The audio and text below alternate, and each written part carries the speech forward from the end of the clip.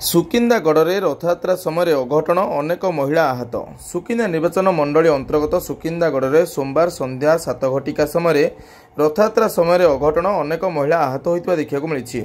सूचना मुताबक सुकिंदागढ़ बाहुड़ा रथयात्रा समय अनेक महिला माने रथ दौड़ी धरी टाणुवा समय जड़े बाइक आरोही भूलवशतः बाइक नहीं रथ दौड़ी आड़ को पशि जाते फल अनेक महिला से गाड़ी उपर दुर्घटनाग्रस्त हो आहत होता देखा मिलता। स्थानीय युवक और पुलिस सहायता समस्त आहत महिला मानू उद्धार करा सहित बाइक और बाइक आरोही को युवक को उद्धार करा देखा मिली।